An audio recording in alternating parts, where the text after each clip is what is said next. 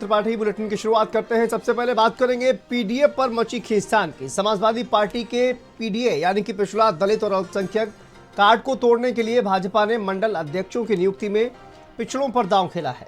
Party ने पहले चरण में घोषित मंडल अध्यक्षों की नियुक्ति में ओबीसी कार्ड खेला। पूरी रणनीति क्या है, इस खास रिपोर्ट के जरिए आपको दिखाते हैं।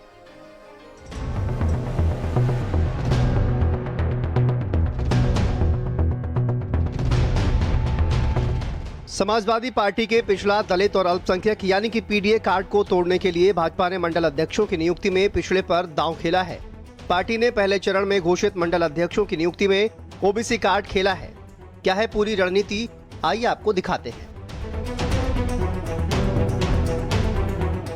लोकसभा चुनाव के नतीजों से सबक लेते हुए बीजेपी पीडीए मुद्दे पर कोई भी कोर कसर नहीं छोड़ना चाहती है।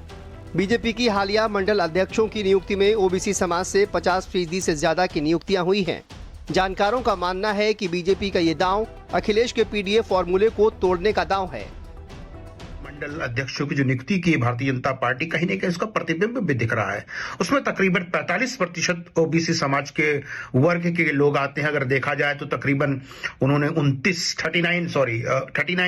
दलितों को बनाया है और उसमें यादव जो बहुल इलाके हैं उसमें 11 यादवों को बनाया है, 29 कुर्मियों को बनाया है, बाकी ब्राह्मण क्षत्रिय और वर्ग के लोग हैं। लेकिन हाँ, इसको देखते हुए लग रहा है कहीं ना कहीं वो अपनी तैयारी पूर्ण जोर शरीर से करना चाहते हैं। जो फॉर्मूला पीडीए का so called formula Samajwadi party ने दिया है। हर राजनीतिक पार्टी पीडीए वोटरों को अपनी ओर रिझाने के लिए कोई कोर कसर नहीं छोड़ रही। अखिलेश ने लोकसभा चुनावों के लिए पीडीए का नारा दिया और उस नारे से समाजवादी पार्टी को फायदा भी मिला। पार्टी ने सर्वश्रेष्ठ प्रदर्शन करते हुए 37 सीटों पर जीत हासिल की। हाशिए पर गई समाजवादी पार्टी को पीडीए के नारे ने एक बार फिर से फॉर्म में ला दिया।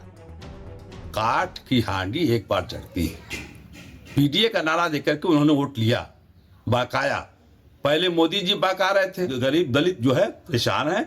आज भी देखिए चौराहों पर जाइए, चमार जात के लोगों को जूता काट रहे हैं। उनको नौकरी नहीं है, उनके बच्चों को नौकरी नहीं है। तो ये छलावा है बीजेपी का और समाजवादी पार्टी दोनों का छलावा है। कांग्रेस और सपा का बाबा साहब अंबेडकर पर गृह मंत्री के बयान के विरोध में आंदोलन करना, बीएसपी का सड़कों पर उतरना, तमाम ऐसी घटनाएं हैं जो ये बताती हैं कि हर राजनीतिक दल के लिए पीडीए के वोटरों की क्या अहमियत है। अब मंडल अध्यक्षों की नियुक्ति को लेकर बीजेपी ने भी अपना कार्ड चल दिया है। इस कार्ड का क्या असर होगा और कितना होगा, ये आने वाला वक्त ही बताएगा। स्पेशल डेस्क, भारत समाचार। तो देखिए, पीडीए को लेकर लगातार कहा जाए खींचतान मची हुई है। एक तरफ पीडीए यानी कि अखिलेश यादव की तरफ से भी लगातार खेल खेला जा रहा है और दूसरी तरफ भारतीय जनता पार्टी इस खेल की काट कैसे हो इसको लेकर रणनीति बना रही है और ये ओबीसी कार्ड जो है वो अब भारतीय जनता पार्टी की तरफ से खेला जा रहा है। चलिए इसी पर बात करेंगे। हमारे साथ वरिष्ठ पत्रकार विनय राय जी जुड़ गए हैं, उनसे जानेंगे कि आखिर ये पूरा खेल किस तरह से खेला जा रहा है। विनय जी, बहुत स्वागत है आपका। सर, पीडीए जैसा कि आपने देखा लोकसभा चुनाव में अखिलेश यादव को इसका फायदा मिला, पीडीए की बातचीत जो है वो लगातार की गई। अब क्या भारतीय जनता पार्टी उसी समीकरण को तोड़ने का प्रयास कर रही है? हम देखें जातिगत समीकरणों को और उसमें जो संगठन है उसमें कई ऐसे जातिगत समीकरण अब कहीं ना कहीं साधने की कोशिश बीजेपी के द्वारा की जा रही है। पीडीए की काट एक तरह से कहा जाए ढूंढी जा रही है।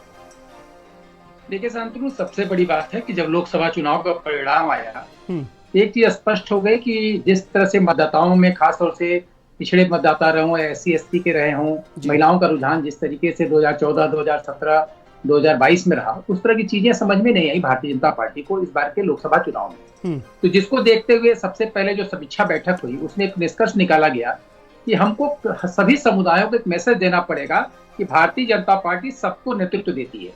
तो अभी जो पहला अवसर आया है संगठनात्मक तौर से, उसमें मंडल अध्यक्षों की नियुक्ति की गई है जिसमें खास तौर से ओबीसी वर्ग को फोकस किया गया है। लेकिन अभी भी महिलाओं को हिस्सेदारी उस कदर नहीं मिली जिस तरीके से संघ चाहता था। संघ को लगता है कि कई ऐसे जगह थे जहां महिलाओं को अगर हम हिस्सेदारी देते तो भविष्य में जिस तरह की स्थितियां बनने वाली हैं कि आरक्षण आने वाला है, तो उसमें महिलाओं को नेतृत्व को नीचे से लेकर अभी तक खड़ा किया जाता। लेकिन एक बात मान के चलिए कि भारतीय जनता पार्टी किसी भी कीमत पर हर उस रणनीति को अपनाना चाहती है जिसके चलते उसको लोकसभा के चुनाव में नुकसान का सामना करना पड़ा। तो आज की जो परिस्थिति है उसमें मंडल अध्यक्ष की लिस्ट आपके सामने है। अभी कुछ जगहों के मंडल अध्यक्षों की सूची बची हुई है, वो भी आएगी। अभी 15 से पहले आपको जिला अध्यक्षों की सूची आने वाली है।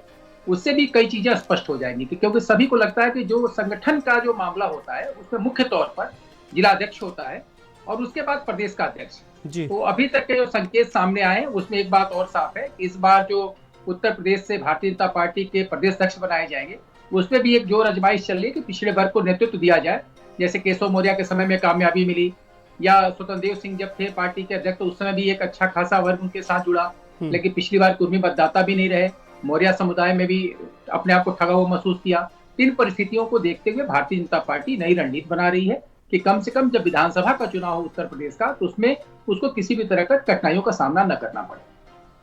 बिल्कुल, और इसी वजह से कहा जाए कि रणनीति भारतीय जनता पार्टी की तरफ से भी अब बनाई जा रही है। वीरेंद्र जी बहुत धन्यवाद आपका इस तमाम जानकारी के लिए। तो देखिए कहीं ना कहीं भारतीय जनता पार्टी की तरफ से भी अभी रणनीति